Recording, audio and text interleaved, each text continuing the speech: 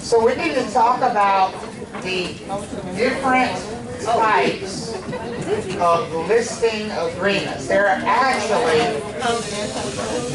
as shocking as it is to me, even being in this business, there's supposedly 3 different types of listing agreements. And I've been teaching this all these years. So I know they exist. They're sort of like unicorns. They exist, but nobody's ever seen one in real life. Because in real life, the only one that you will actually ever come across is this one, the one called the exclusive right to sell. Now, I want to pick this apart a little bit. First of all, let's talk about that word exclusive. How many firms is the seller hiring here? Just one.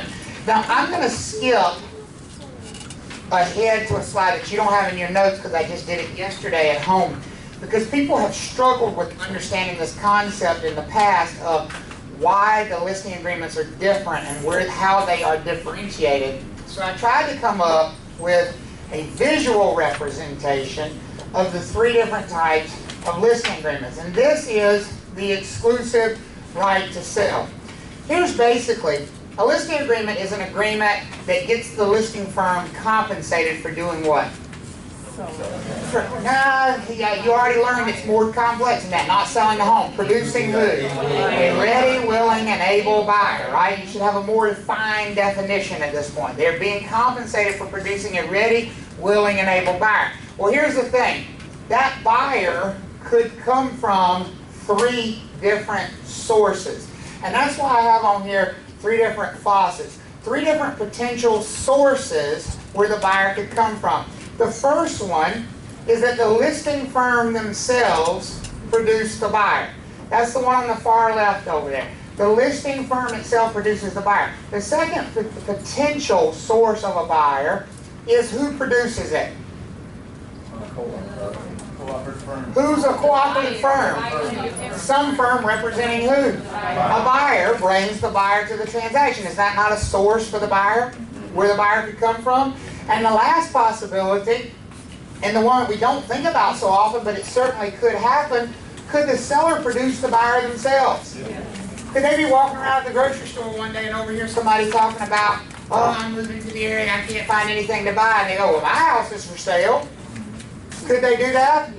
Yeah, that's a potential source of a buyer.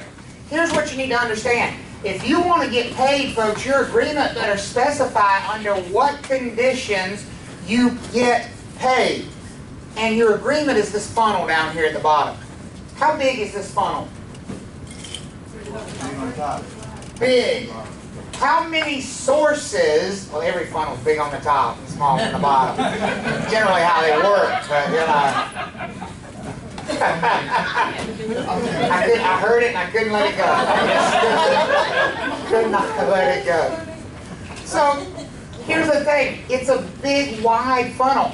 What sources of income does it catch for us? All of them. All of them. This is the exclusive right to sell listing. Another way of saying this is it doesn't matter where the buyer comes from, what's coming out the bottom for the listing firm? Money. They're getting paid. So if the seller sells it themselves, is the listing firm going to get paid? Yes, look at the picture. If the seller sells it themselves, is that going into the funnel? And that results in money for who? The listing firm. If a cooperative firm produces the buyer, is that going into the funnel? So does that produce money for the listing firm? And if the listing firm itself produces a buyer, does that produce money for the listing firm? Yes. Folks, what that means is no matter where the buyer comes from, the funnel is big enough to do what? Catch it all. So no matter what circumstance you've got, no matter where the buyer comes from, who's going to be owed a commission? The listing firm is. That is the exclusive right to sell listing. Coincidentally, this is the only one I've ever seen in the real world. Why do you think this is the only one I've ever seen in the real world? It gets us paid under what? Any circumstances. There's no possible source for a buyer that isn't addressed right there. Doesn't matter. Yes, sir. We don't use the funnel slide. I told you I just did it yesterday. Yep, I just did it yesterday. So, does this make sense? Yeah, so you can snap a picture of it, right? And by the way, there are going to be 3 of these, one for each of the 3 different types of listing agreements. You understand this idea? Okay? Hopefully the visual helps. I'll leave it there for just a second if you want to snap a picture of it. Because I will tell you, this is one of the things that people traditionally miss on the exam. It's not a complex thing, but for whatever reason, people have missed it in the past. That's why I had to reinvent the wheel here. So is this drawing? This comes from my demented mind. This is 2 different images put together. I found the faucet image, and then I flipped it around and did the other, so I did 3 faucets, and then I found this funnel image and I stretched it out really wide, and then I put in these 3 little things that look like water flowing, and put the, why do you do this shit? I mean, like, it's ridiculously time consuming to do something like that. Huh? PowerPoint. Okay, everybody good with that? So let's talk about the next type. The exclusive agency listing. Well, look at our poor real estate broker here. Does he look happy about this situation? You know why he's not happy? He just found out he's not getting paid. Because with the exclusive agency listing, what's happened is the funnel has been shrunk. The 3 potential sources for buyers, so we'll go back to this one, stay exactly the same. But what's changed is the size of the funnel. Now, one of the streams is outside of the funnel. Does that make sense for everybody? What stream is outside of the funnel in this exclusive agency listing? The seller produces a buyer themselves. So if the seller produces a buyer, who's not going to get paid? The listing firm is not going to be owed a commission under the exclusive agency listing. Okay? Under the exclusive agency listing, the listing firm would not be owed a commission if the seller sells it themselves. How about if a cooperative firm produces a buyer? Would they be owed a commission? Yes. Yeah. How about if the listing firm produces a buyer? Would they be owed a commission? Yes. Uh-huh. How does this come about? Like I said, it's a unicorn. I've never seen one. I mean, in theory, they exist. And I will tell you that in some other states, apparently, they're relatively popular. I have never seen one in North Carolina. And don't you get out there and tell people they exist either. Right? We don't want them to know, right? I mean, you think about, because here's the thing. This has always been my problem with the idea. It sounds great on its surface, but sucks when you really get into it. Because it sounds fair. Well, if the seller sells it themselves, it's only fair that they don't pay me a commission. That sounds fair. Here's going to be the problem. How is the buyer most likely to find out about the property? From the MLS, and who put it there? The listing firm, right? And how is the buyer going to know it's the house when they drive up and down the street? They see my sign, my firm sign that I paid for and paid somebody to put up or put up myself. And they're probably going to stop and pick up a flyer. And who designed that flyer and paid for printing it? You did. And the seller's out there cutting grass in the front yard. And the seller goes, hey, can I help you with anything? And why is the seller going to do that? Why is they going to rush and trip over themselves to get to this person? So they don't have to do what? They don't have to pay me, because they know if they sell it themselves, they don't have to pay the listing firm a commission. And so they explain to this buyer, well, you know, I'd be glad to show it to you. And the buyer says, well, you know, maybe, yeah, I'll think about it. Yeah, I'll get my buyer's agent to come back and show it to me. What's the next thing the seller's going to fire at them? Come look at it now. Why? Yes, but what motivation are you going to give the buyer? If you buy it directly from me, I don't have to do what? Pay a commission, therefore you can buy it what? Cheaper. That's exactly how that conversation is going to go, folks. That's exactly how that conversation is going to go if you open that door with this kind of a listing agreement. Are y'all following me? They're going to say, you know, oh, well, you know, yeah, you can get your buyer's agent to show it to you, but it's going to be more expensive. If you look at it right now and you wanted to buy it, I don't have to pay a commission because I got a listing agreement that says if I sell it myself, I don't have to pay a commission. As far as I'm concerned, that's 6% you and I can split. You buy it cheaper, I get more money, everybody's happy. Can you see that conversation happening between the buyer and the seller? Yes, absolutely. It does happen even when you don't have one of these agreements, right? People try it. Yes, sir, Isaiah. Would I still owe them advice? Not if they sold it themselves. Because this type of listing agreement would specify that if they were indeed producing the buyer, then my services would be in.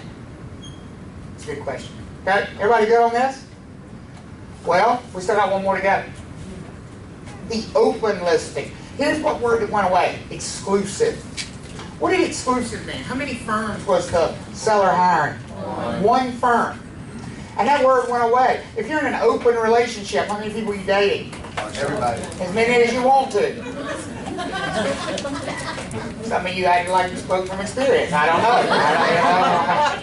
Some of you got excited at the idea. I don't. Keep in mind, you're on camera. Your spouse may watch. But with an open listing, the seller has not committed themselves to that one firm. How many firms can they hire? As many as they want. And guess what happened to the funnel again? It got smaller. Now the funnel only catches how many streams of revenue? One. If the listing firm itself produces the buyer. What if a cooperative firm produces the buyer? They don't get paid. Who gets paid? Whoever that firm is. And what if the seller sells it themselves? You don't get paid either. Does that make sense for everybody? So now here's another mental trick you can use in addition to the visual imagery here. Open listing. Open. How many words is open? One. Not letters, words. One word, right? One word.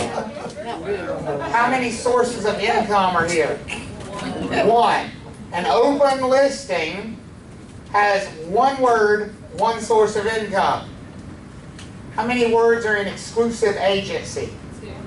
Two. How many sources of income? Two. See a trend?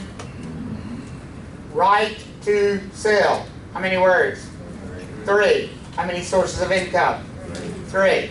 So the exclusive right to sell gets you paid under how many cases? Three. The exclusive agency listing gets you paid under? Two. And the open listing gets you paid under? One. Yes? So what's the motivation for the last one? I can't think of the motivation to do the last one. However, what I would tell you is sometimes this happens in commercial real estate. Essentially in commercial real estate, very few buyers are actually represented. There's very little cooperative brokerage in commercial real estate. In most cases, if the buyer wants representation, they bring their own representation to the table and they pay for that representation. They pay separately to whomever represents them. So there's not this cooperation between the listing side and the selling side. Does that make sense? So in that case, a lot of times the seller will simply make like a blanket offer. Any firm that brings me a buyer, I'll pay 3%, 4%, whatever that number is. That's an open listing. Because it's open to who? Any firm. That might be where you can see that. It's also fairly popular in other countries where real estate brokerage has just sort of caught on, where particularly, and interestingly enough, in former communist countries where you couldn't own real estate until a few years ago, China is a big example of this, where it's become a new thing to be able to own property. And so real estate brokerage in and of itself is a very new profession. I've got friends who've moved to China to teach in China. They're school teachers, and they say it's the craziest thing. Because you'll look at a property online, and you'll see it on like 15 different websites. And I said, well, that's not unusual. You see that all the time here. And they say, yeah, but you see the same price everywhere here. They say you can go on 15 different websites there, and it's got 15 different prices. Because there's 15 different firms that are marketing it. And so the only one that's going to get paid is the one who actually produces the buyer. Whoever advertisement brings the buyer in, that's the one the seller's going to pay. So it's essentially a way of having firms compete against one another to produce that buyer. Is everybody okay with these three? So which one are you most likely to see in the real world in the MLS? The exclusive right to sell, by far. like 99.99% of the time. Okay? So let's talk about the exclusive right to sell listing agreement, the one that comes from the North Carolina Association of Realtors. Zena, you know where the printer is, right? Will you do me a favor and go grab the stuff that's on the printer? Thank you. I'm sorry about that. I'm going to pass these out. You're not missing anything, I promise. So I'm going to give you a copy of this listing agreement. Zena's got to bring the rest of them back. I want you to keep in mind, this thing that I am passing out does not come from the North Carolina Real Estate Commission. I'll wait for her to bring the rest back. It does not come from the North Carolina Real Estate Commission. Look at that first bullet point up there on the slide. It says the North Carolina Real Estate Commission does what? Never recommends or provides contract-related forms, whether they be sales contracts or agency agreements or anything like that. For those of you that I have passed it out to already, thanks, ma'am. What logo do you see down in the bottom left corner of this thing? The realtor logo. What you see is the realtor logo because this form is actually produced by the North Carolina Association of Realtors. And as such, it can only be used by people who are members of what organization? The North Carolina Association of Realtors. So let's talk about that. You are not getting a license to be a realtor. There is no such thing as a licensed realtor. Being a realtor does not take a license. Being a realtor requires having a checkbook. Because the Association of Realtors is a trade organization. You might refer to them as a union of sorts. And it's an optional one. Brokers can choose to join or choose not to join the Association of Realtors. It is your option. Your license does not come from them. Your license comes from the North Carolina Real Estate Commission. Is everybody okay on that? Okay. So your license is going to come from the North Carolina Real Estate Commission, not from the North Carolina Association of Realtors. Why would you choose, and it's expensive, to be a realtor? It's a big check. It doesn't allow you to practice real estate in any way differently than your license does. It's a group that you choose to join and spend your money with. Why would you choose to join and spend your money with this group? There's got to be some benefits associated. Would you agree with that? What benefits do you think are going, what do you think the primary benefit might be? The MLS. How many of you have heard of the multiple listing service? The MLS is owned and operated by the National Association of Realtors. If you would like to have access to the MLS, guess what you must join? The Association of Realtors. Now here's the thing. Some of you may not want access to the MLS. Well, some properties don't require it. If I'm going to go into commercial brokerage, very few commercial transactions happen in the MLS. So a lot of commercial brokers choose not to be members of the MLS. They look at it as, that's money I don't have to spend. Residential brokers, do you think they need it? Yes. Yeah, why? Here's the thing, folks. I can sell. As a licensee in North Carolina, I don't have to be a realtor to represent a buyer, to represent a seller, to put property up for sale. Isn't it going to be kind of hard for me to market a residential property if I can't put it in the MLS? I mean, where would I put it? The newspaper. Yeah, right. Put it in the newspaper. I'd be the one in the real estate section. I revive the real estate section of the newspaper by myself.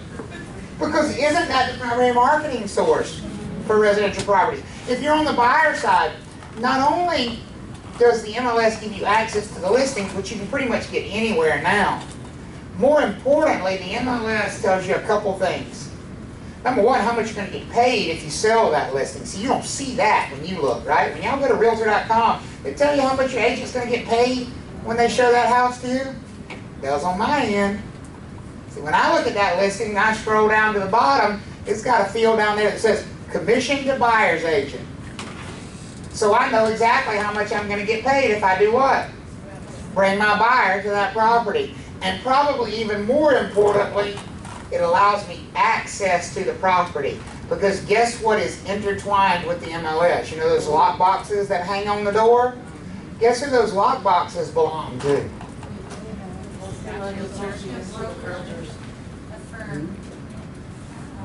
See that logo up there on the top of that thing? The Block R logo on. And here's the thing, this is the kick in the head. I had to pay for it and it still doesn't belong to me. Guess who it belongs to? The North Carolina Association of Realtors, which means they control who has access to it. And coincidentally, who do you think they allow to have access to it?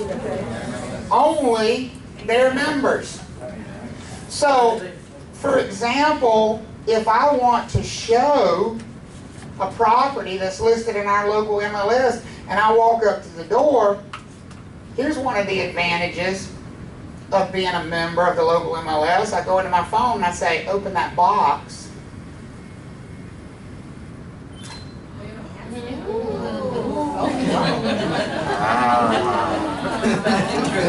That's fancy, ain't it? And here's what's even fancier about it. The listing agent just got an email that said Travis Everette just opened that lockbox. So they know who's there.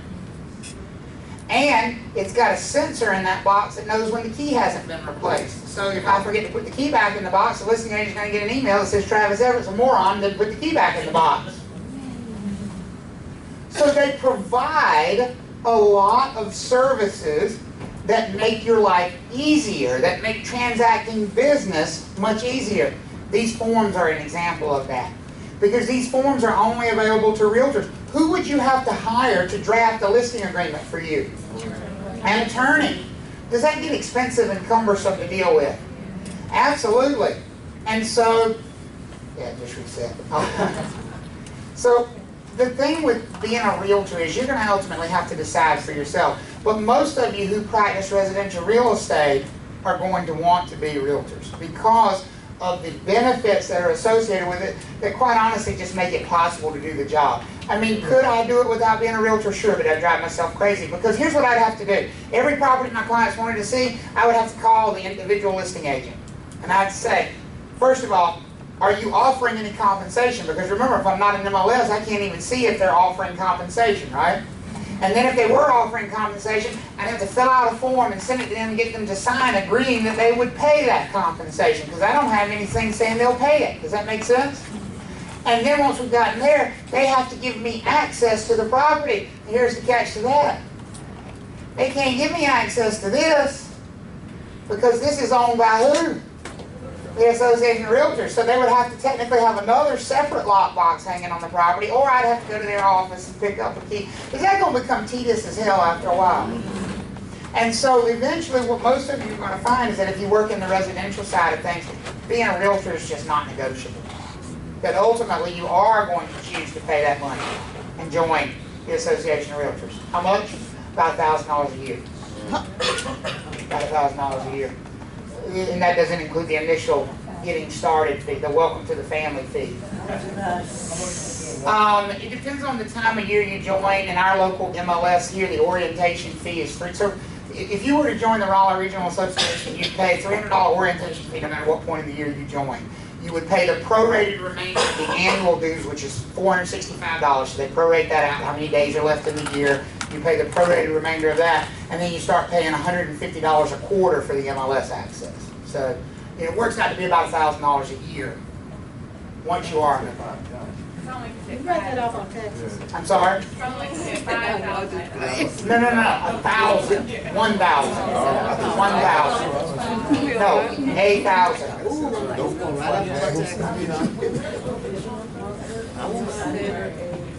Oh, man. Write that off on your taxes. Everything is because you're under that. Are you including North Carolina Association of Realtors? Yeah. If you join. Oh, so you always have to pay it. There you go. And how about when you're still provisional and you have to work into the broker in charge? He'll have to take you? No. You won't be able to go with the old fashioned way, not with the. No, you can do it the fancy way. You can do everything that a non-professional broker can do. This brokerage is just responsible for you. Trust me, they're not going to babysit you in that regard. You might want them to, but they're not going to. So you have to pay your own way. You got it. You pay for everything. But I mean, how about if you haven't sold a house yet? You won't have sold a house yet because you can't sell a house till you get access to this thing. I'm just saying from the perspective of person starting. Don't quit your day job. You're going to need it to support your real estate hobby for a while.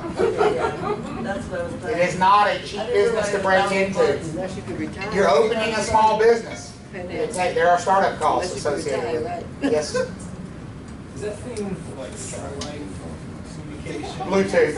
Oh, Bluetooth. Okay, so it gives your phone the city. It essentially hijacks your phone.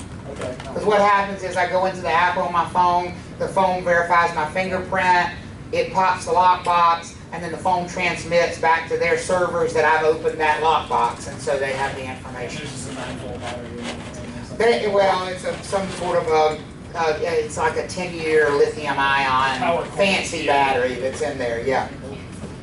You can't. You have to take it back to them and they change it out. They will do that for free. Free. How much is the box? About $130. And so Going for each business. You do, but here's the thing. You'd be happy to spend that $130 because every one of your listings has several $1,000s you're going to make, right? So be happy to spend that money. Yes, sir.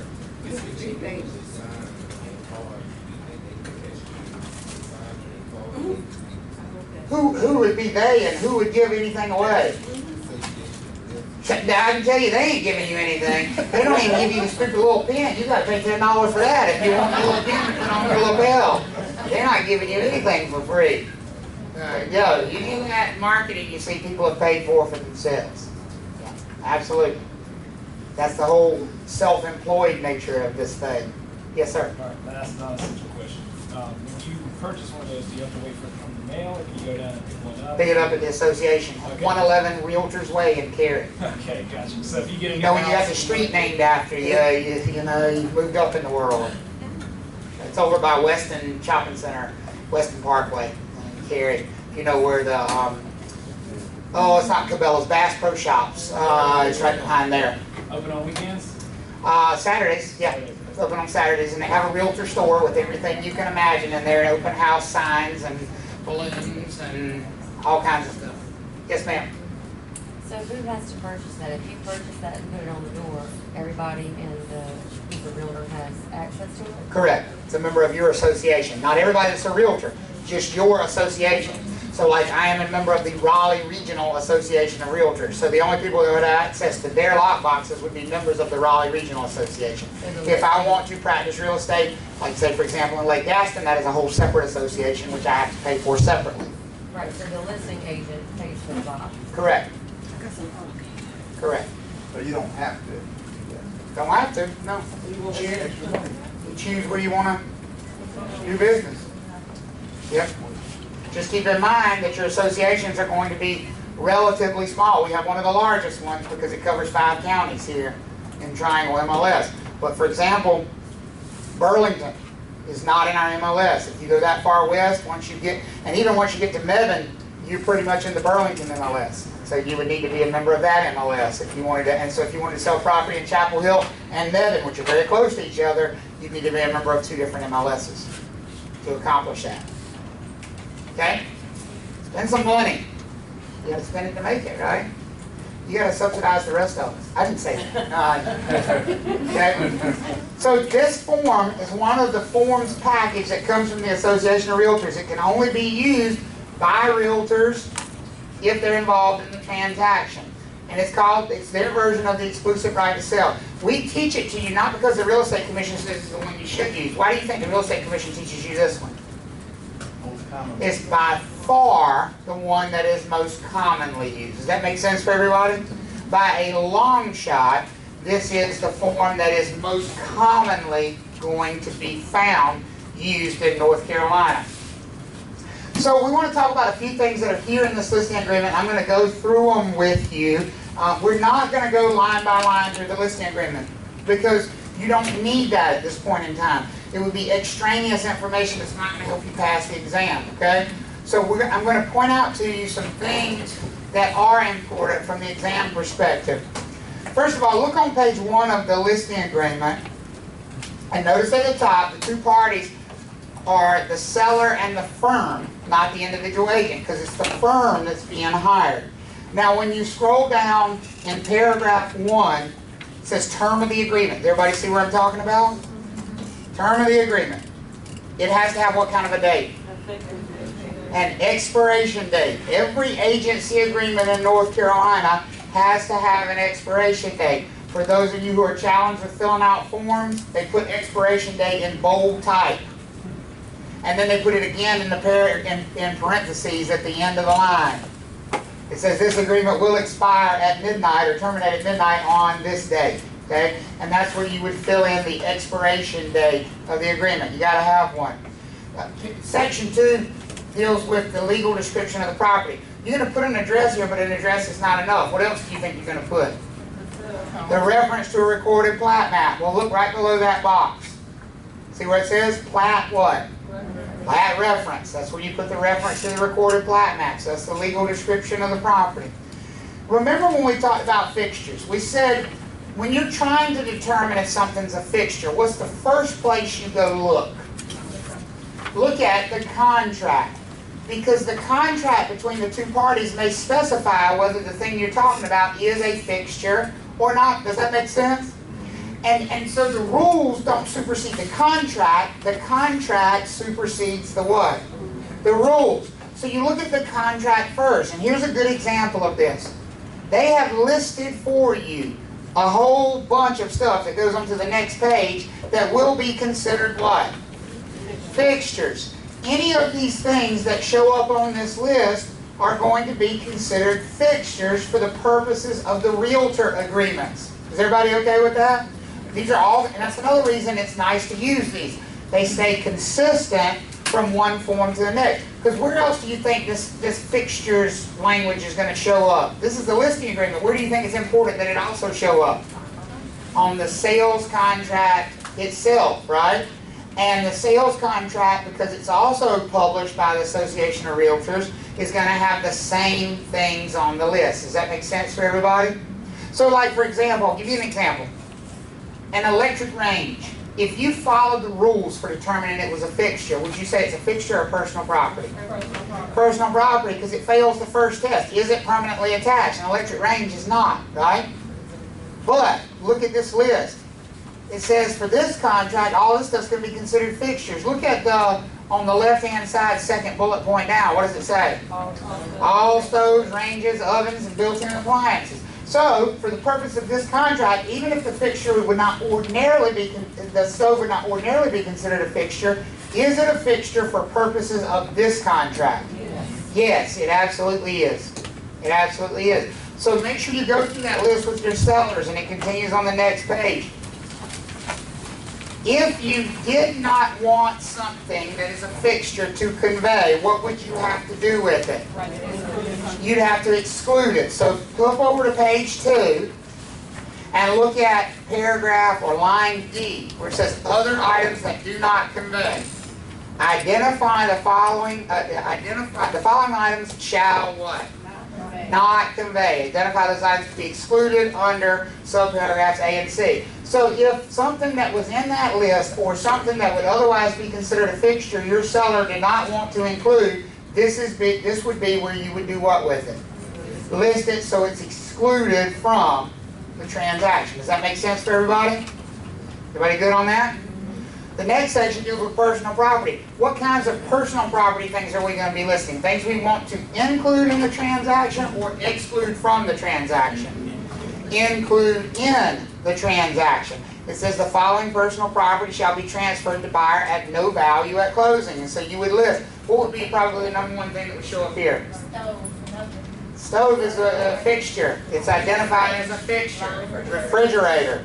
Refrigerator is probably the single most common piece of personal property that would be written in and included in most contracts. With washer, dryer followed closely behind. Don't worry about home warranty. Listing price. This is important because this is what you've been hired to produce. a buyer at these terms. So not only do they have to give you a price, but they have to tell you what type of financing is acceptable. That's why there are boxes here beside each one. So if they're not going to accept FHA financing, what would you not do? Don't put a check beside it. I would assume you could probably go ahead and check cash. I think most sellers would be willing to accept cash. As far as the other, I've been asked that question. Bitcoin, presumably, would be acceptable. Presumably. Check with your attorney on that one, though, is all I'm going to say. Okay? Some type of cryptocurrency. Number 7, the most important thing in the whole document. Why do we sign this document in the first place? Get paid. Paragraph 7 deals with getting us paid. Firm's compensation. Seller agrees to pay firm a total fee of blank. So this will be where you put the total what? Total commission being charged, whether that's 5%, 6%, 7%, whatever that number is, this is where you would put the total commission being charged. And he does go on and say, fee earned, look under that, fee earned. The fee shall be earned under any of the following circumstances. If a what? Ready, willing, and able buyer is procured by the firm. Who else? A cooperating real estate firm. Who else? The seller or anybody else. That's what makes this the exclusive right to sell. Because it says if a buyer falls out of the sky from aliens, you still owe us what? A commission. That's what makes this the best kind from your perspective. The exclusive right to sell. Go down to Roman numeral 3 at the bottom of the page. It's the last paragraph on the page. I want you to put a big highlight box around this. This is what this second bullet point is about right here. This is called the extender clause. It's Roman numeral 3 down there. It says if the circumstances and set out in 1 or 2 above have not occurred and within blank days. Does everybody see where I'm at? So I'm going to read this to you and delete some of the legal mumbo jumbo and see if you can get the idea of what this says. If the property has not sold, because that's what 1 and 2 talk about. If the property has not sold and within 30 days, I'm just making up a number, after the expiration date, the seller sells the property upon any terms whatsoever to any person with whom the seller, firm, or any cooperating real estate firm communicated regarding the property during this agreement, then the seller will do what? Will still pay us. You get the drift now? It says that if we somehow haven't sold the property during the term of this agreement, but within whatever number of days you fill in there after the agreement does what? Expires, that some buyer who became interested in the property while we were marketing it purchases it, you, the seller, will still owe us, the listing firm, a what? A commission. That's called the extender clause. Okay? Now let me tell you what it's there to prevent. Again, we could call it the scumbag clause. Are sellers likely to be very aware of when these agreements expire? Yes. Let's say you've been busting your hump and you take a price reduction on the property a week before the listing expires and you go all out and do one last open house trying to generate as much interest as you can, and you finally get a buyer in there who's interested. And the day before the listing expires, they bring you an offer. And you present it to the seller. Might some sellers think, I might accept it, but I'm not accepting it today. I'll wait till when? Tomorrow, when I don't have to do what? Would somebody think like that? Not with that in there. Because what this says is that if a buyer to whom basically was introduced to the property while we were marketing it ends up purchasing it during whatever time period, and that's a blank slip, it's a negotiable time period, then you still owe a commission. Does everybody agree with that? You agree with the basic idea here? Okay? Now you need to pay attention now though, because it ain't all that good. You see where it says however in all caps? However, Seller shall not be obligated to pay the fee if a valid listing agreement is entered into between seller and another real estate broker and the property is subsequently sold during the protection period. So they can simply do what? Hire a new firm, and who's going to be entitled to the commission? The new firm. This only works if they don't hire a new firm. It only covers you if they don't hire somebody else. Okay? Yes, sir. It only covers you if they didn't hire a new firm and if you originally produced that lead that wound up behind. Correct. This has to be somebody that became interested, they called you, you showed them the property, and if you plan to enforce it, you better give them a list of who those people are as soon as the agreement expires. You can't come up after the fact and go, no, I showed that person the property. So if you plan to enforce this kind of thing, as soon as the listing expires, you got to give the seller a list. Well, here's all the people that we showed the property. So it's very hard to enforce it, but it's there to provide some teeth to prevent a seller from doing that. Does that make sense for everybody? Okay, we understand the extender clause. Good. All right. Now, additional things that are on here. On page 3, it talks about cooperating with other firms. This is where we're going to pay what firm? The selling firm. You've got a couple different options here. Page 3, compensation to other firms. Number 8. You got a couple different options here. Never, ever check that first box. Mark it out, get rid of it right now. Because you don't know what you're authorizing, and I guarantee you your BIC doesn't know what they're authorizing if you check that box. Check the second box. Who does the second box say you will cooperate with? Agents or firms representing who? The buyer. So if a firm brings us a buyer, we will do what? What will we do? Pay them. If a firm brings us a buyer, we will pay them. And how much we're going to pay them goes on that line right there. Does that make sense for everybody?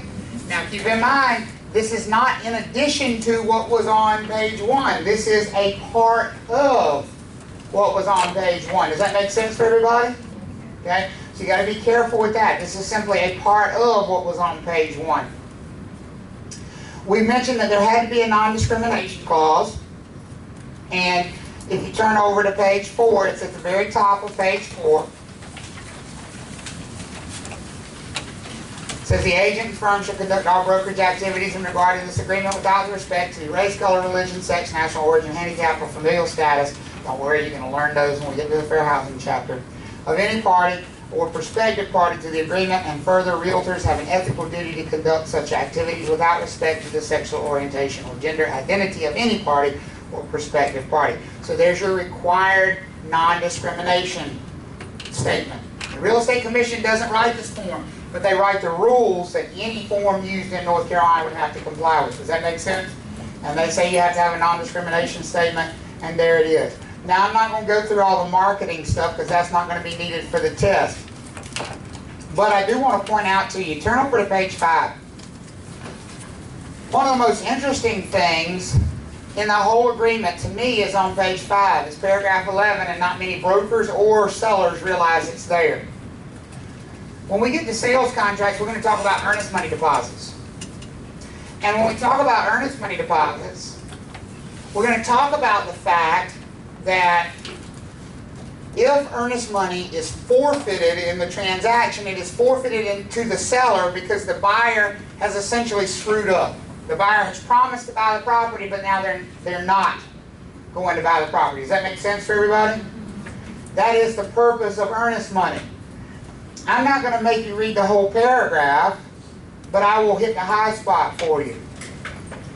It says, any initial earnest money deposit and any other earnest money paid in connection with the transaction shall be held by the firm. So right there, if you were ever asked, who is most likely holding the earnest money deposit, what's your answer going to be? Which firm? The listing firm. This is the listing agreement. It's going to be most likely held by the listing firm. In escrow until the consummation, that means the closing, or the termination of the transaction. Any earnest money forfeited by reason of buyer's default shall be divided equally between the firm and the seller. So it actually says in here, if we end up with a contract terminated and the seller gets earnest money out of it, half of that money belongs to who? The listing firm.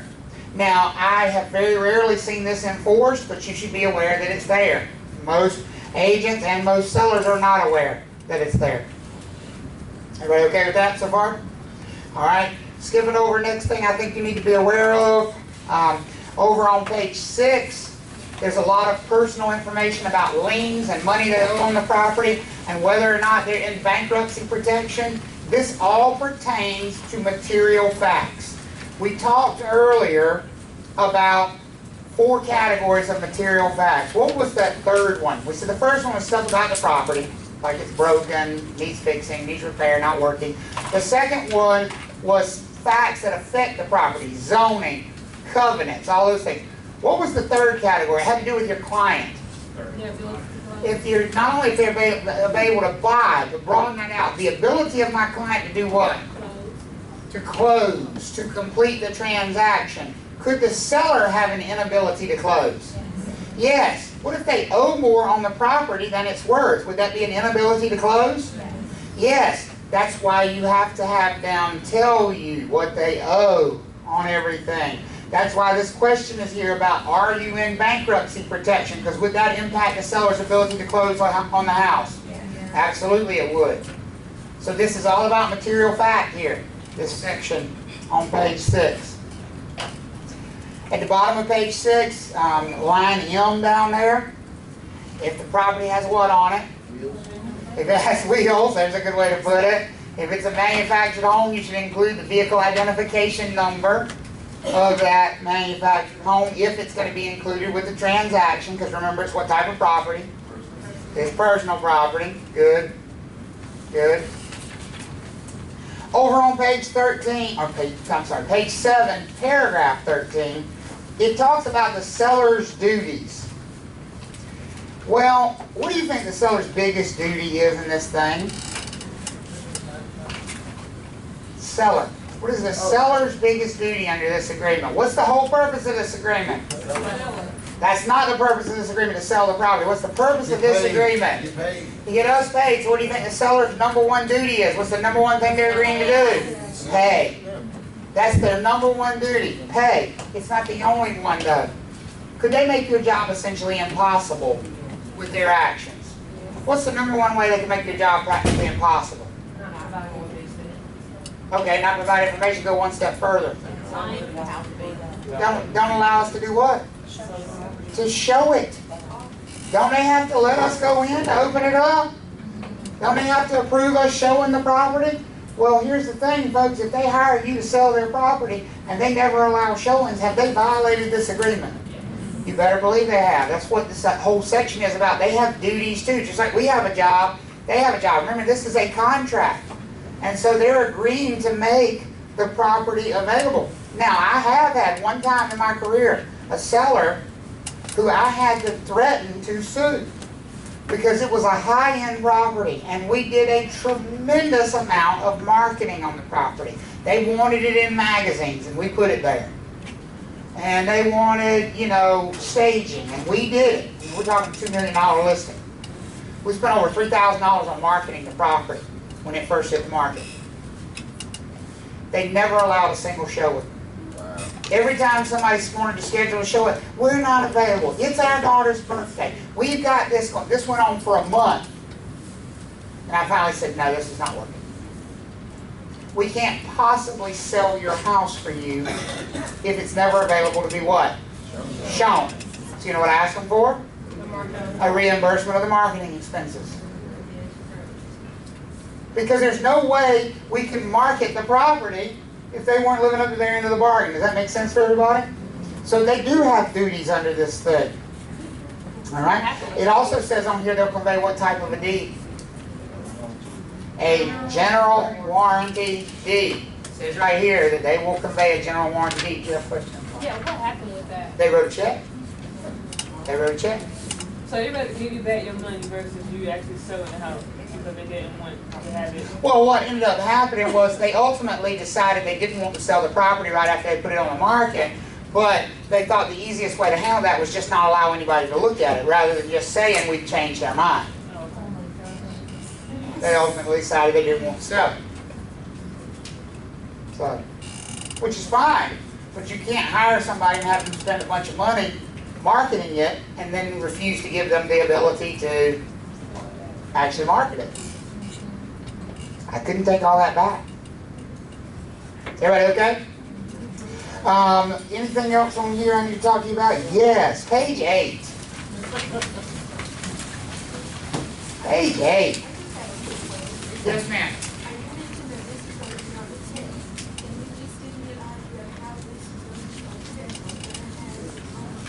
The things we've been talking about, these little bullet points that I've been going through, the things I've been pointing, you need to know what those are.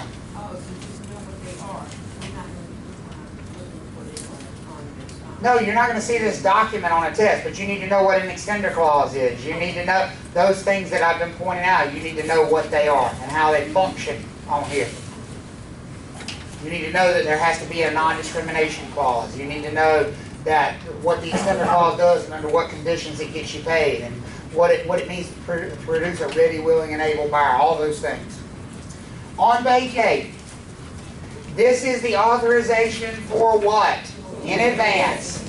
Dual agency. Do they have to authorize dual agency? No, they don't. But here's the thing. This is what you need to understand, and this is exactly what you need to explain to the seller. If they elect not to authorize dual agency, what are they saying about buyers represented by their own listing firm? They can't buy the property. Don't even bring them over here. Don't even show it to them. Because if they're represented by my firm, I don't want them. That's what they're saying if they say no to dual agency. Does that make sense? It may not be how they feel, but it's the legal impact of what they're saying. Because they're telling the firm, you can't represent me and the buyer at the same time. Well, if the firm already represents the buyer and the firm already represents them, then the only way to keep them apart is to not what? Not show them the listing. Does that make sense for everybody? Okay? And so you need to explain to the seller exactly. Now, I am currently in a position, I don't explain this page at all to my sellers. And it's not because I'm not doing my job. See, I've spent my whole career associated with big firms. I founded a big firm. I ran big firms. I managed big firms. I was an agent in big firms. But right now, I'm a firm of 3. Me, my mama, and Leslie. That's it. There's only 3 of us. Let me ask you a question. What are the odds of dual agency coming up on one of my listings right now? Very slim. Does that make sense for you guys? Because I don't believe in practicing true dual agency. If a buyer came to me unrepresented, I wouldn't offer them dual agency. I would just remind my representative who? The seller, and I would stay on the seller's team. So I'm not going to create dual agency. So essentially all I'm worried about is let my mom, who lives up at Lake Gaston, have the chance to have a buyer interested in one of my listings. And does Leslie, who realistically doesn't even sell, have a chance to represent a buyer on one of my listings? And the answer to that question is probably not. Is everybody following me on that? So here's the thing. If you find yourself in a situation like that, feel free to not even explain dual agency, because what am I just going to have them sign? That they do what? No. They do not authorize it. Because from my perspective, why do I need to spend 30 minutes explaining and scaring somebody to death when it's probably never going to what? Happen. But if you hang your license with a firm of 100 people, is it likely that it's going to come up? Very likely. So you're going to have to decide what makes more sense for you here. If you're with a big firm, you need to go ahead and have them authorize dual agency if they will. Because there's a very high likelihood somebody who's represented by that firm is going to want to look at that listing. Is that kind of clicking for everybody? All right? So assuming you want them to authorize dual agencies, you have to explain it to them. You have to explain to them what they're giving up. Now, what are they giving up? Give me some examples of things they're giving up. They're giving up advice. That's the first thing. What else? Disclosure, what kind of disclosure are they giving up? Information about, like, I don't know, what? Information about who? The seller. The other side. The other side. They're giving up disclosure of information about the other side, because normally if you know stuff about the other side, what do you do with it? You tell your client. But if you're in dual agency, what do you do with that information? You don't say anything. So they're giving up advice, and they're giving up knowing what I know about the other side. Does that make sense for everybody? And that's what this whole section says. It explains to them what they would be giving up. So now look down at the bottom of page 8. I want you to just look at the first 2 lines. I don't want to look at the third one. I see there's 3 blanks there, but I want you to focus on the first 2. I'm going to save you an embarrassing encounter with your broker in charge if you'll listen to me right here. Don't turn one of these in with initials on both of these first 2 lines. This is an either or choice. Look at what it says. The first one says the seller authorizes the firm to do what? Act as a dual agent. The second one says the seller does not authorize the firm to act as a dual agent. I cannot tell you how many times the broker in charge they get them turned in with both lines initialed. I'm like, what the hell is this thing? It can't be both. Does that make sense? It's an either or choice. Either the seller does authorize dual agency or they don't authorize dual agency. And one of them has to be initialed. They can't both be blank either. They can't both be filled out and they can't both be blank. The seller's got to make a choice here. Is everybody okay with that? So the choice has to be made, which means if the seller wants to change this choice, how would they have to make that change in the future? In writing. So if the seller puts here that they do not want dual agency, can you show their listing to a dual agent client with oral permission at a later point in time? No, because you cannot change what they put in writing orally. You would have to come back, pull this back out, and change it to give you written permission. Does that make sense? Because they've already said in writing, no. Is everybody okay with that? You can't, you say you cannot touch this form, so if you were to put it in writing, you would write a letter on the side, it would be adapted. What do you mean? Because we can't alter this in any way, right? Correct. So if you wanted to add that they changed their mind and would accept the dual agency and put it in writing, you would just type about a document? No. You do a new form? Well, you could do that. Okay. Put a line through and have them initial the change. You put a line. So you want they initial this line.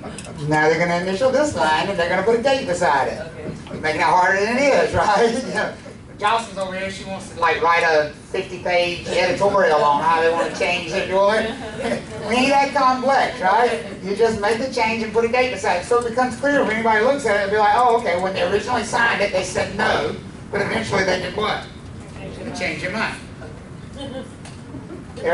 But you're right to say, don't. But here's the thing, I don't like something you said at the end. Jocelyn said she can't make any changes to this form, right? She caught on the fact you can't draft languages. But then what did she say? What did they say? Oh, let me just go type one myself. That's still drafting language. Oh, I see. It's not that you just can't make a change to these forms. You can't write language at all to be used in a transaction. That's always considered the practice of law. Does that make sense for everybody? So don't be drafting anything. If you need something drafted that's not already in here, who has to do it? An attorney. Okay? Everybody good? Yeah. Now, look at the bottom line. Here's the thing. You only even bother to look at the bottom line if they initialed the top line. Because the bottom line is where they would authorize designated dual agency. But designated dual agency is a form of what? Dual agency. So if they have said no to dual agency, can they possibly say yes to designated dual agency? No, they cannot. So if they have not authorized dual agency, skip over the last line. So in other words, if they have initialed the middle line, that should be the only one they initial. Does that make sense for everybody? Right. The middle line stands by itself, because that's saying I don't want anything except what? Exclusive representation. If, however, they've authorized dual agency and your firm practices designated dual, should you get them to sign the bottom line saying they authorize designated dual? Yeah, because here's the thing. Isn't designated dual better for them than true dual agency is anyway? I can't think of any earthly reason why, if your firm practices designated, which your firm doesn't have to, I can't think of any reason, if the firm makes it available, that a buyer or seller would not approve it if they were approving true dual agency, because designated dual is superior from the client's perspective in almost every way to true dual agency. Does that make sense for everybody? Yes? So basically, if you've got a listing, you've got a firm of 100 people, Yep. and you know all this personal information about your seller, you just keep your mouth shut when you're in the office. You don't, because any of those agents Is a potential designated dual agent. That's exactly right. Now, let me ask you this question, because I brought it up. There are some firms that practice dual agency but not designated dual agency. Why? Why would they make that choice? We've established that it's a better choice. Why would some firms make that choice? They got too many provisional brokers. Okay, maybe I can buy that. There's still a bigger one. Let me ask you a silly question. What if I am the only broker affiliated with my firm? Can we practice designated dual agency? If you do, something's wrong. We got a whole other thing we need to talk about. If you're doing designated dual agency as a firm of one, right? You know, somebody told me that one time in class, by the way. A broker in charge. And I said, how many of your firms practice designated dual agency? She raised her hand. And I said, ma'am, how many agents are in your firm? She said, it's just me. So I stopped, and I said, it was a CE class, and I tried to help her out. I said, no, designated dual agency is when you designate one agent to represent the buyer and a different agent to represent the seller in the same transaction. She fired right back, and she said, we love it. And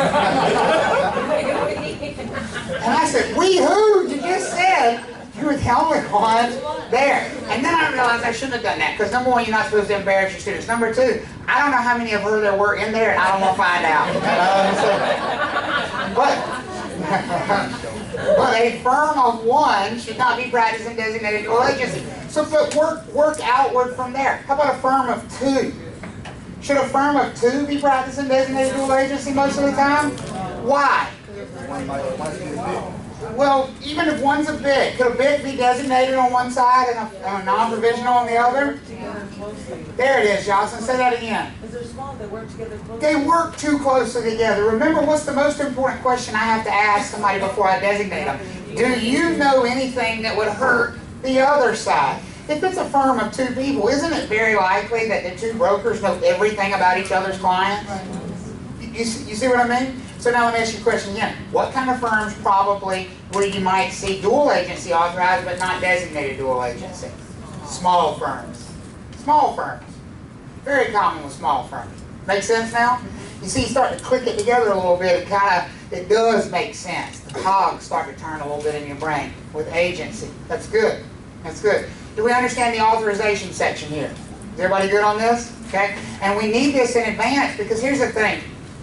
If the seller doesn't authorize dual agency, don't we need to contact the brokers in the firm and tell them something about this listing? Don't what? Don't show it.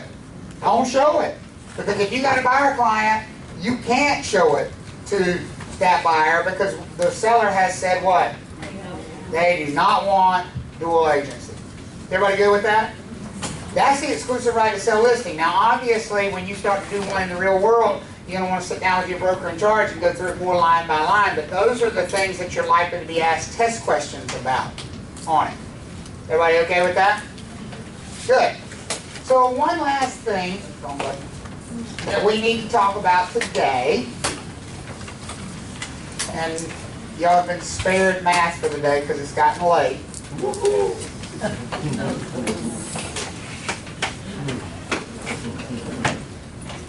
Is determining square footage. If you were paying attention earlier today, I mentioned this. I said something really important about square footage. I said it is what? not material. It is not a material fact. And that's the most important thing to remember about living area or square footage, is that it is not a material fact. Well, if something's not a material fact, that means we don't have to do what? We don't have to disclose it. Now let me ask you a question. Can we choose to? Yes. Yes. Are we likely to choose to do so? Why? Why make yourself responsible for something you're otherwise not responsible for?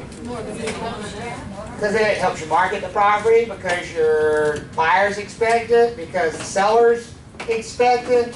All those reasons are reasons that we usually do market a property with living area or square footage. Here's the problem though. You have to understand the Real Estate Commission's perspective on this. They look at this as they've already given you the get out of jail free card by saying this is not a material fact. Which means they're not forcing you to do what? To calculate it, disclose it. Because we get brokers all the time go, the real estate commission is so unfair with this square footage and they make me have to measure this house. Nobody is making you measure a house. It's not a material fact. You are choosing to do it. And that's why the Real Estate Commission has no mercy on you when you get it wrong. None. Zero. You want to get in trouble in a hurry? Misrepresent the square footage on a house. You want to get your butt sued and lose a ton of money? Misrepresent the square footage. I just talked to a broker the other day.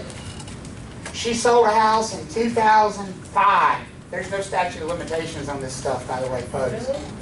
She sold a house in 2005, a dual agency transaction. So she represented who? Both the buyer and the seller. She marketed that house as 3,300 square feet. The buyer paid cash and chose not to have an appraisal done. So the house was never measured again by anybody else. That buyer is right now in the process of putting the house on the market to sell it. Their listing agent, who is different from the person who sold them the house in 2005, is following the Real Estate Commission's rules and measuring the property themselves. They actually hired an appraiser to do it, to come in and measure the property and put it on the market. 2,800 square feet. And it was sold as 3,300 square feet. 2,800 square feet. The listing broker called me and she said, "Do I have a problem?" And I said, "Well, that depends on the balance in your checking account, my dear." And she said, "What do you mean?" I said, "Well, you have misrepresented grotesquely the square footage on that property." And she said, "Yeah, but what's the worst that could happen?" I said, "Well, let me ask you a question." This house is in Briar Creek, by the way. And I said, "Let me ask you a question. You are the queen of Briar Creek. This person does a lot of business up there. How much does square footage sell for in Briar Creek right now?" She fired that number at me, but she wished she hadn't after I said what I was going to say. She said, about 180 bucks a square foot. Get on my little calculator.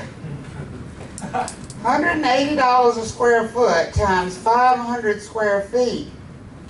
That's only $90,000. What is that among friends, right? And she said, "You're not trying to insinuate I could owe them $90,000. I'm saying, "No, I'm trying to insinuate that if they sue you, you will owe them $90,000. Plus you'll owe them their attorney's fees, plus your attorney's fees." I said, "Because you have an indefensible case. You misrepresented," because she did what? Did she make it up or did she leave it out? She made it up. Made it up, right? That's a misrepresentation. She just made up a number. She said, "Well, I'm sure I got it from somewhere." I said, "Well, I'm sure you didn't get it from the right place, wherever I was." And I'm not trying to be evil with her, but is that a vivid idea of why this is so important? Because this can be ridiculously expensive if you get it wrong. Yes, ma'am? Would her errors and omissions insurance cover that if she had it? If she has errors and omissions, it could potentially cover it depending on what her deductible is. Like, for example, my errors and omissions deductible is $7,500. So at minimum, such a thing would cost me $7,500. You know, and so that'd be a lot better than 90. Yeah. And that was who I told her to call. I said, you need to call your Arizona Emissions Insurance Company because you're going to be filing a claim. And the best thing she could do is offer them a settlement. Because if they sue, they're going to get the whole thing. Yes, ma'am. You said there's no statute of limitations. Is that for any errors and any? Related to real estate brokerage. Yep. You're on the hook. When you're 85 years old, you'll be thinking about that refrigerator you misrepresented 30 years ago. You know? Yes, sir. After it's sold once, since your dealings, are you pretty much, I mean, okay, but the odds of it coming up. That might be true. The odds of it coming up become lesser and lesser and lesser. But I'll give you an example of ones that happen way after the fact all the time. Septic permits. The number of bedrooms that a septic system is permitted for is a material fact. The only way you can determine how many bedrooms to market a home that has a septic system for is to look at the actual permit, to pull the permit, to go to the county where the property is located and pull a copy of the original septic permit when that system was installed, and it will tell you the number of bedrooms that lot was perked for. Does that make sense for everybody? 2, 3, or 4. Those are the numbers you're going to see. I've almost never seen one above 4. Okay? Before you can market that property, you need to know how many bedrooms to market it as, and that's not by counting rooms, that's by looking at the permit. Does that make sense for everybody? We have consistently had cases where agents did not pull a septic permit, simply counted the number of rooms, sold a house as a 4-bedroom house, only to have the seller come back years later down the road, sell the property again, and the new agent does their job, pulls the septic permit, and says, sorry, this is only a 3-bedroom house, I have to market it as 3 bedrooms. And is there going to be less market value to a 3-bedroom house than a 4-bedroom house? Yeah. And so the broker could theoretically be held responsible for that. So it's very important to pay attention to these things. Now when we talk about square footage, the Real Estate Commission gives you the rules. That's what this handbook is for, Residential Square Footage Guidelines. It comes from the Real Estate Commission. I want to talk to you about, first of all, if you're going to measure houses yourself, I recommend you get a copy of this book because it's very detailed about how to do this. But for your purposes, we're going to talk about the things that are going to show up on a test about square footage. Now, I'm going to give you the best piece of career advice you could ever have right here. Hire an appraiser. Because the only 2 options that are available to you for determining square footage are to measure it yourself as the listing broker or to hire an appraiser. Luckily for you, the appraiser is actually considered to be more of an expert at this than you. So by hiring an appraiser, what you've essentially done is taken the liability away from who? Yourself. You've put the liability on them. There are appraisers who will measure a house for you for $75. That is the best insurance policy you can ever buy right there. There are even appraisers who have gone in the photography business. You can get like a combination package where they'll do the photography and the measurement and the pretty little floor plan drawing for you. You know, $200 and you're out the door, you got the whole marketing package. It is the best insurance policy you can have because essentially if there ever ends up being a discrepancy with the square footage, you can simply say, I hired an expert. What more could I have done? Does that make sense for everybody? Okay? So, options available to you. Measure it yourself or hire who? An appraiser. A licensed appraiser, yes. Now, here's the other thing. Don't use, because this is going to show up on a test, and these are the kind of things that happen in the real world. Do not use things like property tax record cards. Do not use builder floor plans. Do not even use old appraisals. That's another trap that people fall into. Oh, well, I've got the appraisal from when they bought the house. I'm just going to use that. No. It has to be measured right now when you're putting it on the market. Why do you think that is? What could have happened since that last appraisal? They could have had additions. They could have had subtractions, right? They could have taken space out.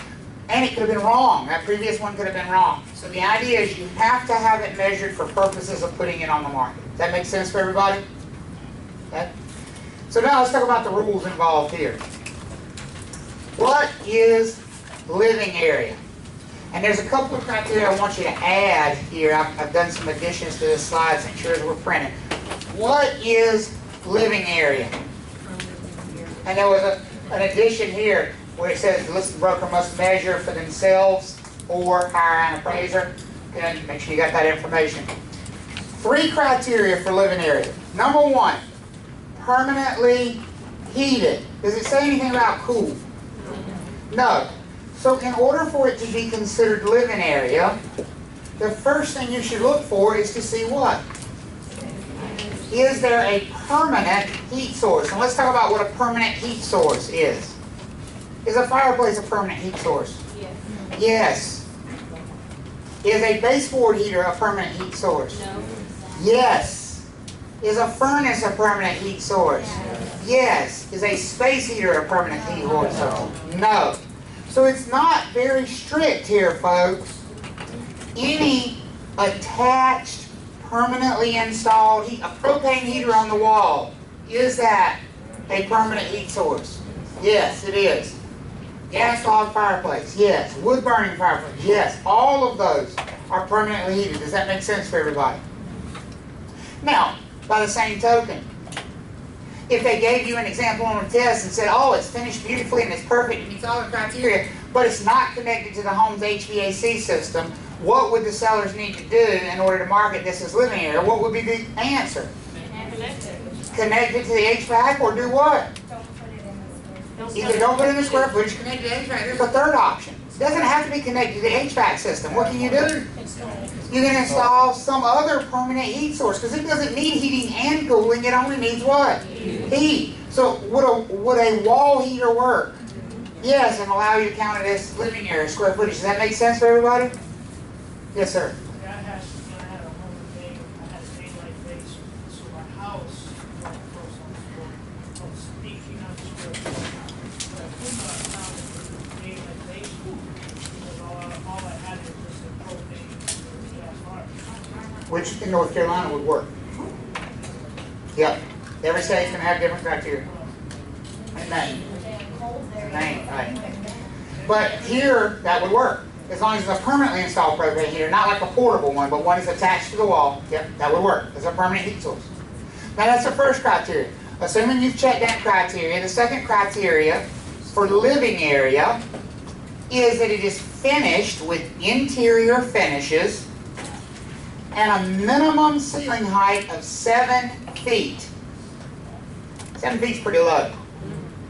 Projector's about 7 feet for a reference point. Minimum ceiling height of 7 feet and interior finishes. Now, I've added a note here and you ought to add it to your notes. That minimum ceiling height, there's an exception to it. The exception is if the ceilings are sloped. How many of you know what I'm talking about when I say sloped ceilings? Like bonus rooms, right? You go up, somebody's got a bonus room on the 3rd floor or above their garage or something, and the ceiling slopes down. Under a sloped ceiling, we count everything as long as the ceiling height is a minimum of 5 feet. So here's what we mean by that. If I stretch out a tape measure and hold my thumb on 5 feet, I'm going to walk up to the wall and the room starts where the ceiling is how far off the floor? 5 feet. So wherever I find that ceiling's coming up, wherever I get a 5-foot clearance between floor and ceiling, put a piece of tape on the floor. Because that's where the room starts. What am I going to do? Go to the other side and do what? Same thing, and then how am I going to measure the room? Tape to tape. Does that make sense? Because anything with a height of less than 5 feet is not going to count. Does everybody follow me on that? Now, in a traditional room which does not have sloped ceilings, the ceiling has to be how high? 7 feet. Minimum 7 feet. We're okay with that so far. And then the third criteria, this is the one that for whatever reason throws people for the biggest loop. Directly accessible. What does directly mean? Directly. It means directly. It means no detours. It means I'm not going outside, I'm not going in the garage, I'm not going in the dog's playpen. Directly accessible from other living area. So there can't be any gaps. So what, you've got a guest house. Great. Is it living area? No. No, because you can't get there from here without going where? Outside. You've got a room that's finished above your garage. Awesome. Except the stairs are in the garage, which is unfinished. Is it living area? No, because you can't get there without going where? Outside. Yes. I live in a house situation that has 1/3 of a basement, and my mom lives down there. But she has to go outside to get upstairs. Why do you make her go outside? That's not very nice. She wanted it. She was upstairs. She was upstairs. You realize you're talking about her like a puppy, right? She has to go outside. You know, My mom's the most active person. No, she, So what you're saying is to access her basement apartment, you have to go outside. So that's a good example. Is that living area? No, it is not. It is not. That does not mean it's worthless. Does it have value? Yes. Here's what it means though. When you're marketing the property and you put this is an 1,800 square foot house, it had better not include that basement square footage because in North Carolina that is not living area. Does that make sense for everybody? Yes. Now, if you install a fireman pole, nope. No. I mean, that's direct. I mean, you're not going. Not interior finishes though. Yeah, not considered. It's not. They have a listing of what are acceptable interior finishes. Spiral staircase will work. But not if you gotta climb the pole. No. Yes, ma'am. Can you say it also has a basement? Absolutely you can. That's a perfect, Lauren's question is a perfect question. Can I still market that space as having value? Yes, I can put in my notes. There's an additional finished basement apartment which is accessed via external stairs, right? Yeah. Here's the thing though. You have to understand that has much less value than living area does because when people are searching for property, what's one of the big criteria they put in those search boxes? Square footage. Square footage.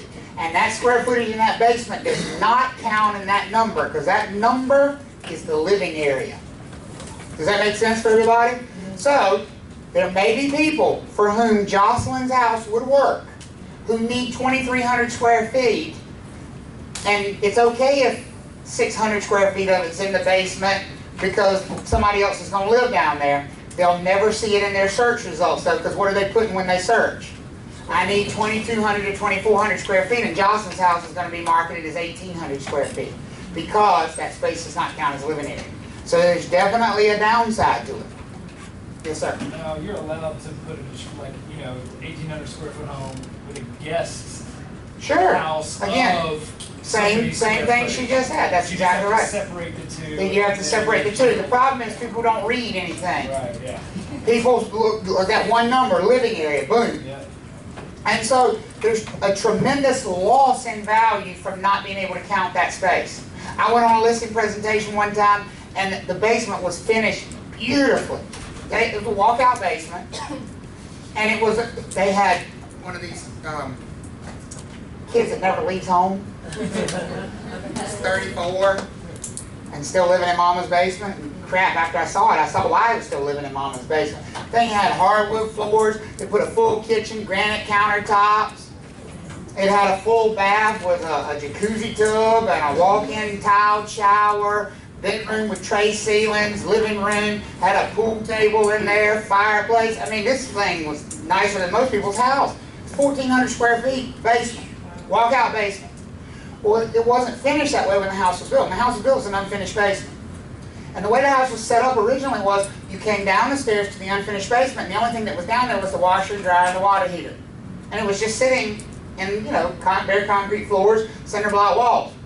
Well, when they finished the basement, they just put a wall up to divide off the finished part of the basement from the laundry area. The idea was they didn't want direct access from the house upstairs to his basement apartment. They cut him a set of French doors into the exterior wall of the basement so he had his own private entrance. So when you came down the stairs from the house, you stepped onto bare concrete because there was like a 12-foot by 15-foot laundry room down there with just a washer, dryer, and a water heater, but bare concrete floors. Is that living area? No. And if that's not living area, is the finished basement on the other side of it living area? No, because the only way to access that finished basement was either to go outside or to go through an unfinished area in the house. And that right there eliminates it from being considered living area. Does that make sense for everybody? What do you think my advice to them was? Finish this laundry room. Finish this laundry room. Because it takes this house from being 33,000 square feet to 4,500 square feet by finishing this little 12-foot room. Is that a big difference? Huge. Huge. They did. They did. And they didn't spend a lot of money. I mean, they put vinyl flooring down and put a closet up around the washer and dryer, put a sheetrock ceiling in. I think we spent like $3,000 finishing it. And added 1,500 square feet to the house. Yes, sir. We are going to go into more detail about the interior finishing. We are not. We are not. We are not. Because on the test, this is all you need to know. In the real world, you need to go look at that book, and it'll tell you what interior finishes are. Okay, everybody all right with these? So these are the 3 criteria. Now let me ask you something. This is where you got to get out of your own head. Does it say anything here about finished? Is that one of the criteria? I mean, finished. It does say finished. Permitted. Does it say anything about permitted as being one of the criteria here? No. No. So, unpermitted space, can it be living area? Sure it can. There is no requirement that the space be permitted to be considered living area in North Carolina. I personally don't like that rule. It's a material fact if it's not permitted, so you still have to disclose that whatever number of square feet is unpermitted, but can you count it as living area? You not only can, you must. As long as it meets this criteria. These are the 3 criteria. Everybody okay with that? Okay, good. Now let's talk about where you measure. Because this is probably not what you would have guessed. You measure outside. You take exterior measurements of the property, not interior measurements. You measure outside because when you've measured outside, you have included all of the potential area. I'm getting tired. You've included all the potential area. So look at it this way. Let's say I have this house, and it's a 2-story house. If I come out here and I measure, this is 30 feet, and this is 50 feet, okay? And then I measure that this is 10 deep right here, and this one right here is 30. Does that make sense for everybody? Those are the dimensions of this house. And it's a 2-story house. Well, what I'm going to simply do when I'm trying to calculate the square footage of this house is I'm going to divide it up into 2 small boxes. Right? And one of those boxes is 50 by 30. So how many square feet is that? 1,500, right? And then how big is this box? 10 by 20. And how do we know it's 20? Because it's 50 minus what? 30. So 10 by 20 is how many square feet? 200. So total, what is this house? But what did I say it was? That's a 3,400 square foot house. Yes, sir. Now, assuming that the floor plans are identical upstairs and down. So what are you going to have to do now? You have to go inside and make sure they are. But that's why we measure outside, because when we measure outside, have we not included everything possible for the most part? You've got a maximum number. You've got a maximum number, so what are we going to do when we go inside? Work what? Work down. We're going to start looking for things to deduct. Does that make sense for everybody? Okay? We're going to start looking for things to deduct. So we've measured outside. We've calculated our maximum square footage. Now we're going inside to look for things that do not meet these 3 criteria, so we can do what with them? Subtract them out. Like, what would be the first most obvious thing we'd probably be subtracting out of this one? I'm guessing based on that jut out on the end down there, what does it probably have?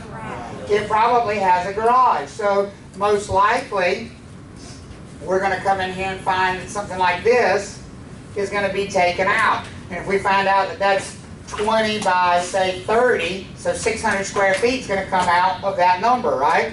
Would I multiply that 600 times 2? No. No, because it's probably only missing on which floor? The first floor. Does that make sense? So if I subtracted out the 600 square feet for the garage, I'd be down to a 2,800 square foot house. Does that make sense for everybody?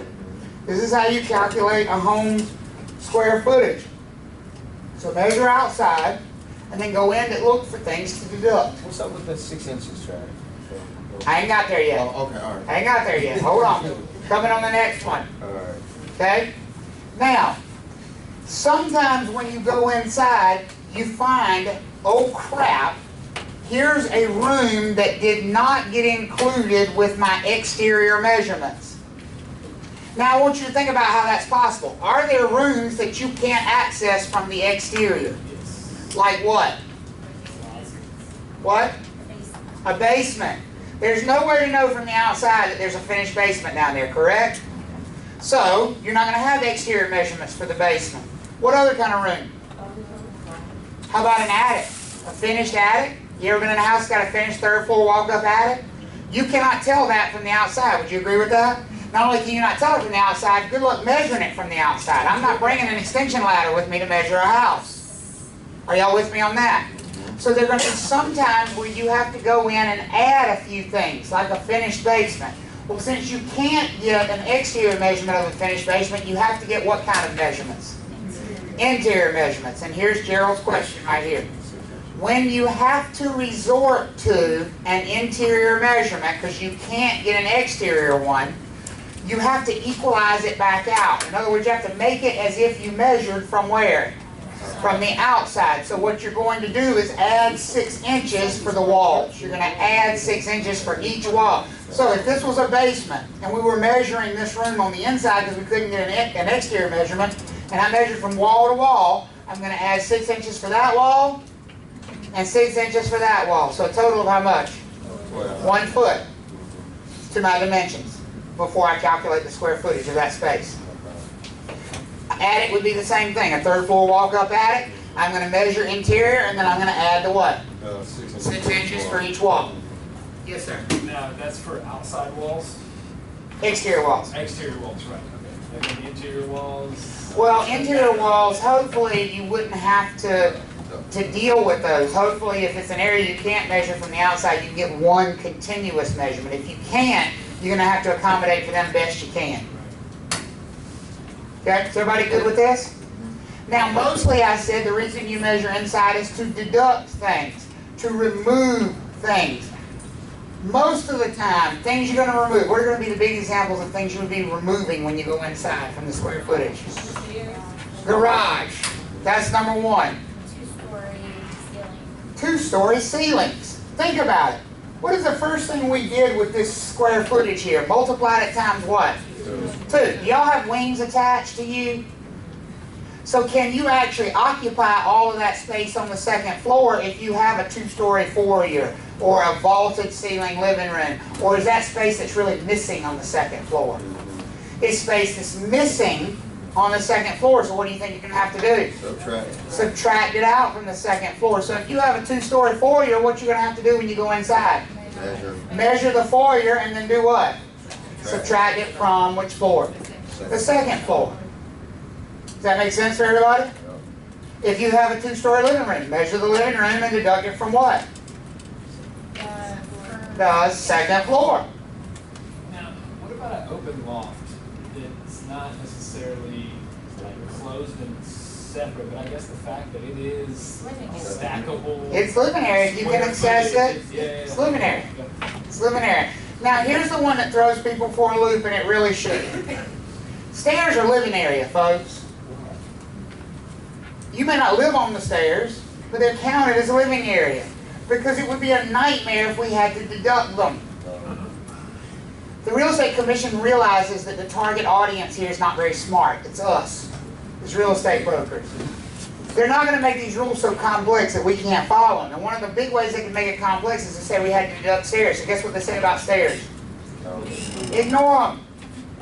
Because if you've measured outside, haven't you already counted them as living area?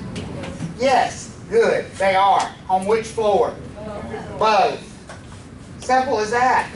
Now, could there be something associated with the stairs? Not the stairs themselves, but something associated with the stairs that has to be subtracted. Not the landing. How many of you have stairs that have a 2-story foyer around them or open ceilings around them? Open going up. That airspace has to come out of which floor? The second floor. So anywhere you've got a 2-story space, that's got to be deducted from the second floor. So no, you're not subtracting the stairs, you're subtracting the airspace around the stairs. Yeah, I got second floor and not the whole number. What do you mean why the second floor, not the whole number? Deduct, You are deducting from the whole number when you deduct it from the second floor. Okay. That's So what if I'm you gonna find do. that the garage takes up 600 square feet, what do we deduct it from? The whole number.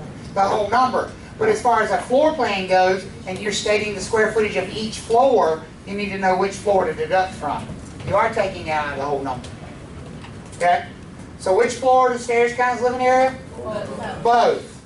The floor they come down from and the floor they go up to. What are you subtracting out? Any what? Any open airspace. That's it. If it meets the other criteria, it is living area. Big thing to remember, you measure where? Outside. Outside. Okay, so homework for this week. I will email you, again, the Chapter 7 quiz. Okay? I will also email you the Chapter 8 quiz. We have not quite finished Chapter 8, but I expect you to go ahead and do it anyway. 7 you got last week anyway. I'm going to email, I said I'm going to email it again. I'm going to email you Chapter 7. I'm going to email you Chapter 8. I expect you to have both of them completed. We are very close to being at the end of Chapter 8 with the exception of the math. So you should be able to complete the vast majority of that quiz. Okay? They are long. They are both long. These are very important chapters. Yes, sir. Other than that, be prepared to finish Chapter 8 and Chapters 9 and 10 for next week.